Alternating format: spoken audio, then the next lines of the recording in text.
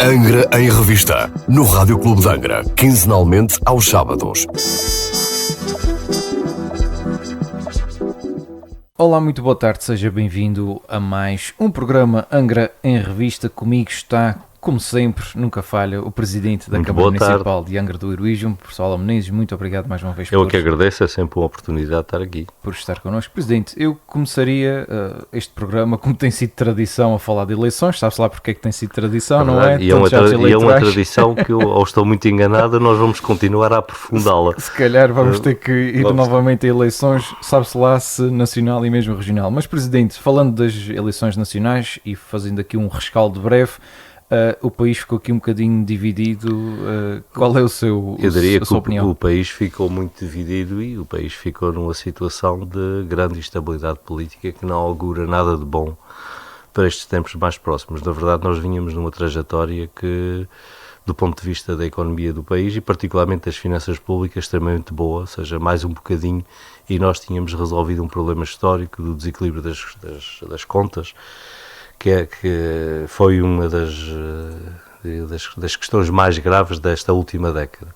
Infelizmente as coisas encaminharam-se da maneira como se encaminharam, aconteceu o que aconteceu, e a verdade é que nós hoje estamos perante um país profundamente dividido, em que é muito difícil encontrar na geometria que o Parlamento tem equilíbrios, e portanto vamos ter que, com certeza, viver um tempo muito diferente, mas se calhar um tempo necessário. Estas crises também são oportunidades e a verdade é que o sistema político precisa de uma reforma profunda e precisa de um pensamento novo, e esta é a oportunidade de o fazer.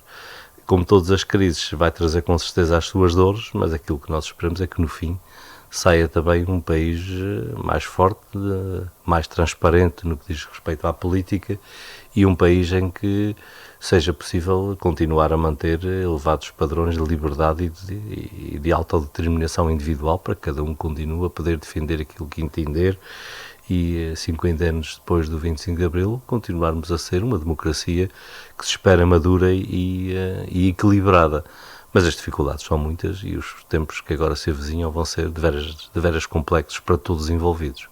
Presidente, ainda falando sobre as eleições e apelando um pouco à sua experiência, não havendo união por parte da direita no Parlamento Nacional, que agora detém a maioria dos deputados, faz sentido que a esquerda se une e forme governo, mesmo não tendo a maioria? Neste momento ainda nem sequer sabemos ainda quais as maiores, ou seja, teoricamente, ainda dentro daquilo que ainda falta, ainda é possível alterar o balanço, tal é o equilíbrio entre os dois lados.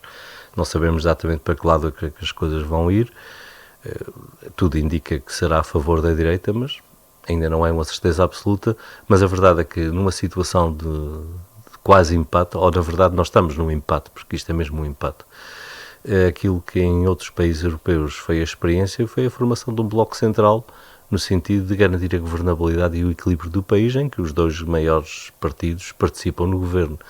No caso português isto fica um bocadinho mais complicado, porque um dos partidos que poderia participar no Bloco Central apresentou-se às eleições integrado numa coligação.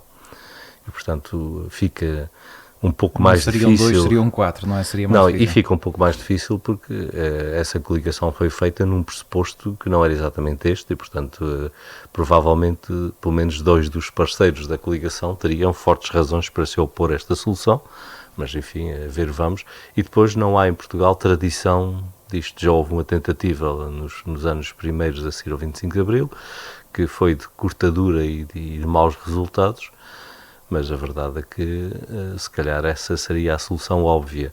A outra questão que é fundamental também ter-se em conta, que depois de 1.100.000 votos no Chega, está na altura de se admitir a normalização desse partido. Não podemos continuar a tratá-lo como sendo a ovelha negra do sistema, porque neste momento é uma parte integrante do sistema, eu diria mesmo uma parte muito importante do sistema, quase tão importante como os outros partidos.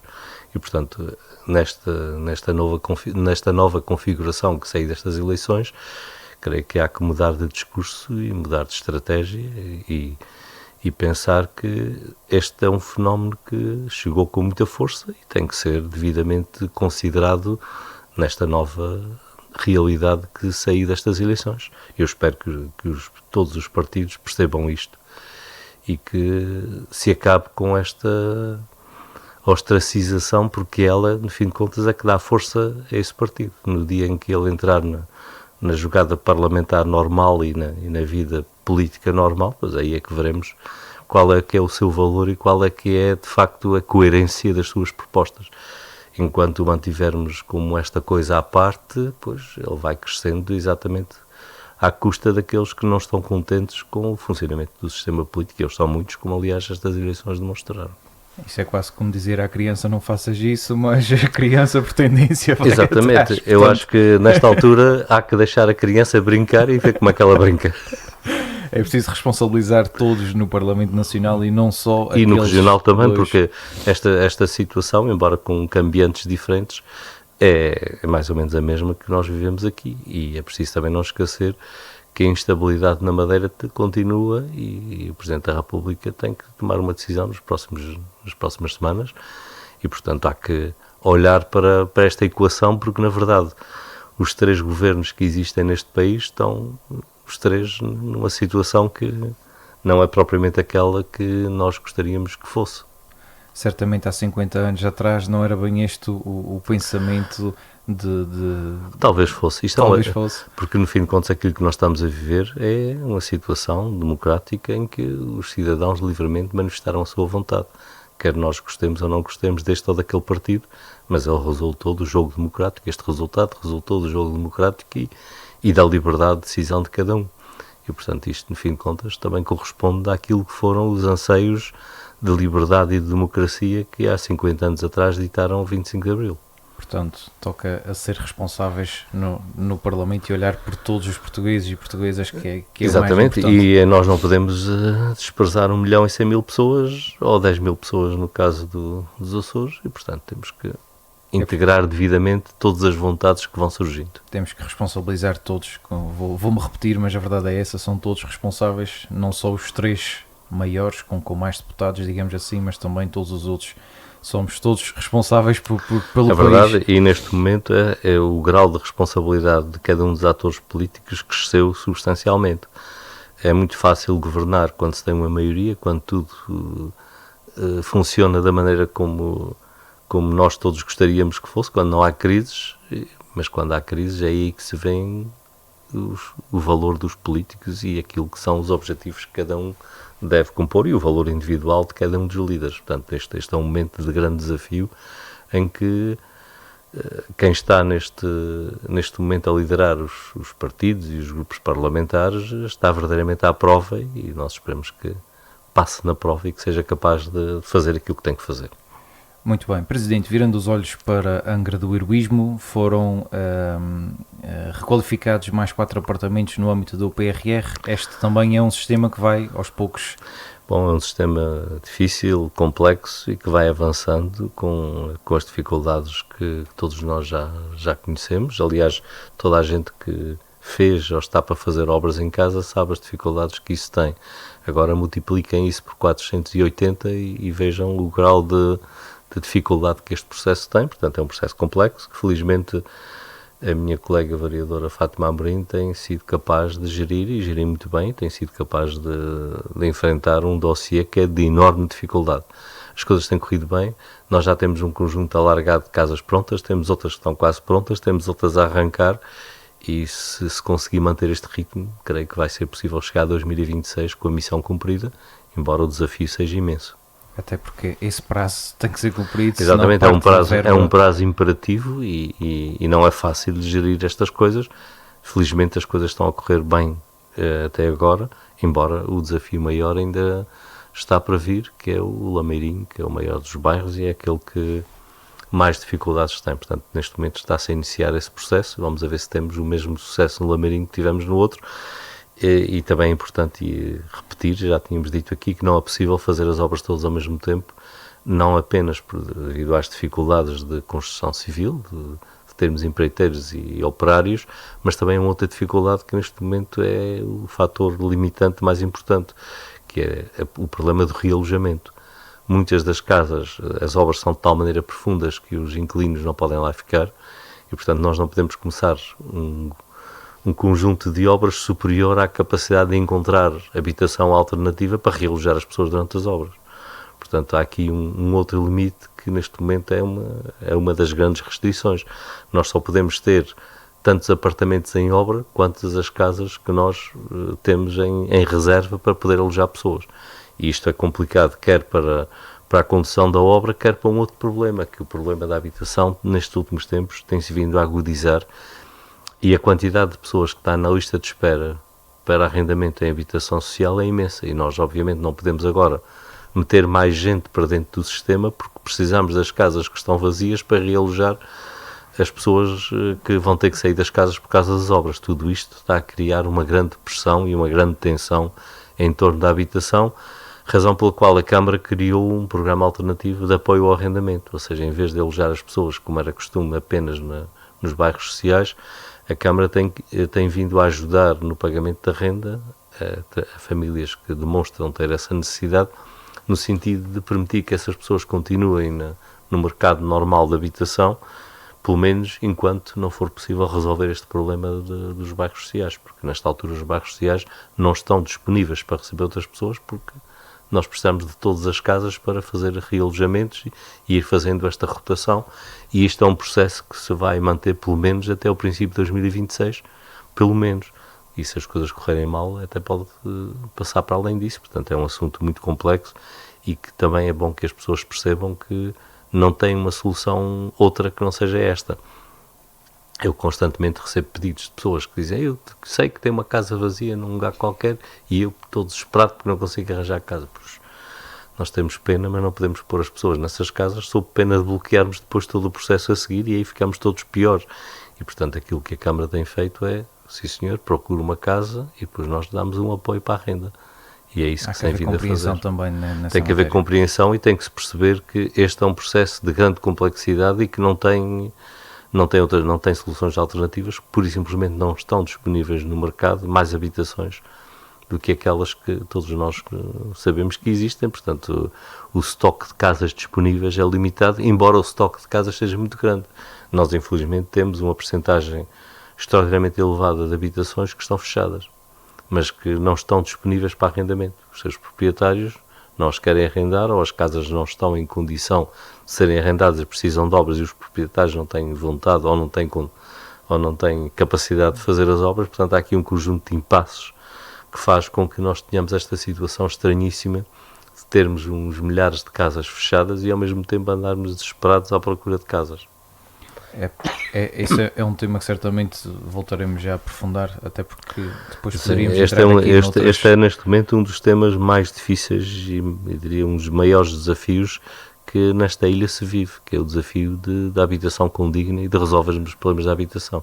Nesta altura, particularmente para a gente mais jovem que precisa de iniciar uma vida, encontrar uma casa é um verdadeiro desafio, e ao mesmo tempo todos nós vamos pela rua adiante e vemos centros de casas vazias. Portanto, há aqui uma disfunção que precisa de soluções e que tem a ver com questões fiscais. É preciso melhorar e alterar profundamente a fiscalidade do património imóvel, no sentido de penalizar quem tem casas fechadas, para ver se essas casas entram no mercado, e depois criar mecanismos mais expeditos, quer de fazer as obras, e aí deu-se nestes últimos tempos passos importantes com o simplex das obras, que ainda não produziu todos os resultados, mas que ao longo dos próximos meses começará a produzir resultados, que veio agilizar muito o licenciamento de obras, e portanto vamos ver se conseguimos dar-lhe boa execução. É também outro desafio que os municípios neste momento enfrentam. E depois há as questões que têm a ver com o registro da propriedade, as questões das heranças, as questões que têm a ver com o direito da propriedade, que precisam de uma profunda revisão. Nós continuamos a ter muitas casas de proprietário indefinido e continuamos a ter situações em que as coisas não se resolvem e não têm mesmo condições para resolver, porque somos uma terra profundamente marcada pela imigração, e praticamente todas as casas que depois aparecem aí disponíveis têm herdeiros que estão para a América, que estão para aqui, que estão para ali, que não se sabe bem como é que se resolve isto. E alguns deles nem sabem que alguns nem sabem que são proprietários, e portanto há aqui um conjunto de questões que é preciso resolver e que é preciso fazer uma profunda reforma legislativa sobre o imobiliário, sob pena de nós continuarmos nesta situação de bloqueio, em que temos casas fechadas e temos famílias à procura de casa. Muito bem, Presidente, mais um tema que curiosamente vamos repetir, mas este é também para o nosso bem. A Câmara esta semana equipou mais juntas de freguesia com aqueles núcleos de proteção civil, portanto há aqui uma série de ferramentas. Nós temos o objetivo de dotar as 19 freguesias do Conselho com este tipo de equipamento, mas o equipamento não é tudo, o equipamento é apenas, digamos, a parte final de um processo. O processo essencial é a criação pela junta de freguesia de um núcleo, ou seja, de um conjunto de pessoas que têm a devida preparação e estão devidamente alertados para estas coisas, estão contactáveis, estão disponíveis para integrar um núcleo de proteção civil a nível de freguesia. Quando as juntas de freguesia conseguem atingir este objetivo, ou seja, demonstram que já têm as pessoas necessárias, os voluntários, são quase todos os voluntários necessários para fazer este tipo de serviço, a Câmara oferece então um kit.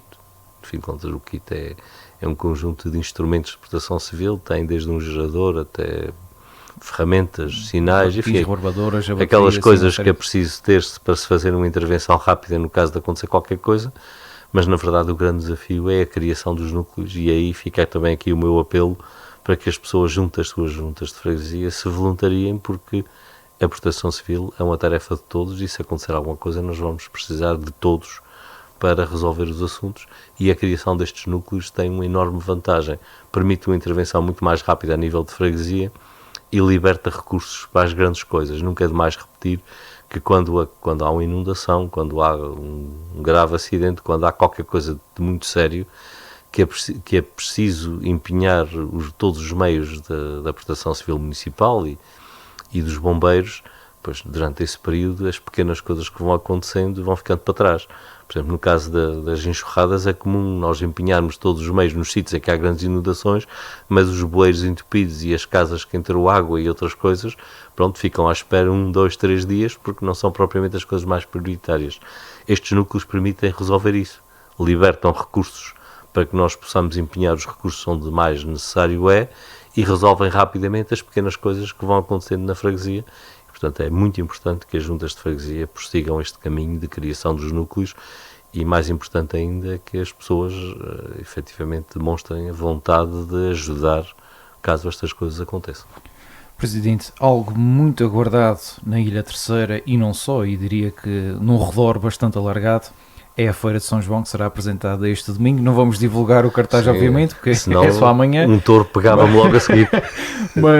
mas também é um momento alto que todos os aficionados esperam. É um momento importante e, mais uma vez, acho que sem dizer nada, podemos dizer que vamos ter uma excelente feira com bons artistas e esperemos também com bons touros, e que as coisas continuem a correr como tem corrido até agora, que a Feira de São João se tem vindo a afirmar como uma das melhores feiras no mundo taurino a nível internacional. Portanto, é esse o objetivo, é isso que se quer que aconteça, e há um grupo grande de gente empenhada para que assim seja, particularmente a Tertúlia, que desde há uns anos assumiu a organização, tem vindo a esforçar-se e tem vindo a aplicar os seus conhecimentos nesta matéria, porque este também é preciso não esquecer que é uma área que tem uma componente técnica grande, portanto não é propriamente uma coisa que possa ser feita por quem não conheça este mundo dos touros e as técnicas e as questões do que vai acontecendo a nível internacional. Portanto, a Tertúlia, felizmente, tem essas competências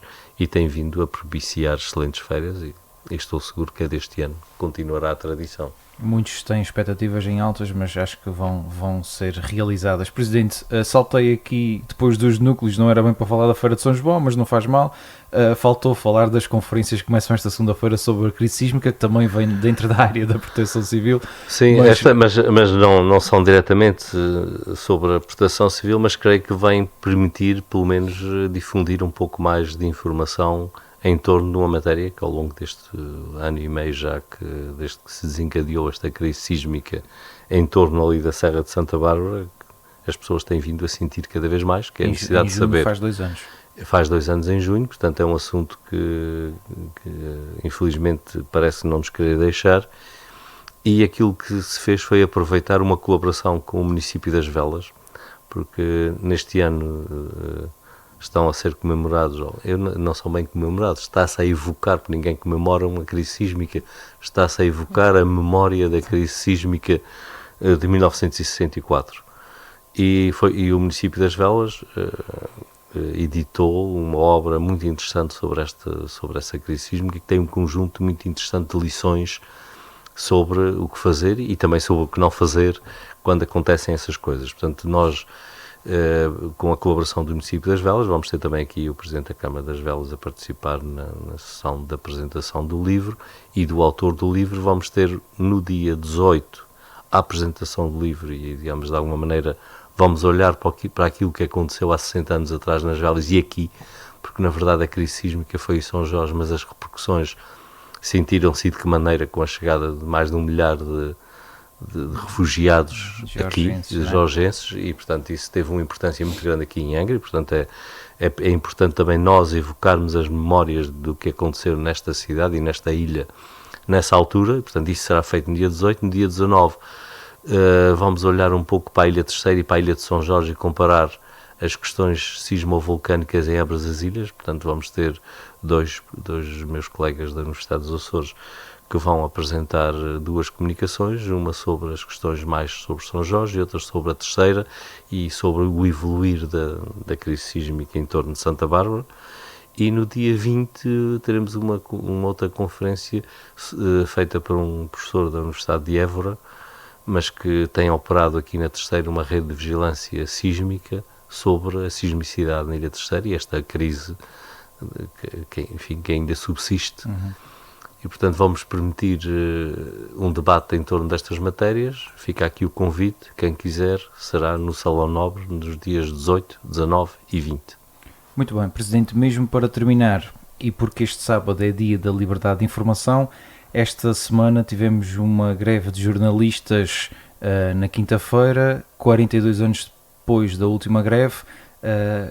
Quer deixar também uma palavra a este setor? Isto vem chamar a atenção para um problema que se tem vindo a agudizar nos últimos tempos, com a perda de capacidade económica de um conjunto de empresas e de entidades que nós tradicionalmente ligamos aos jornais, os jornais, as rádios, mas mais importante que isso, com uma crise generalizada em torno da profissão de jornalista e do jornalismo.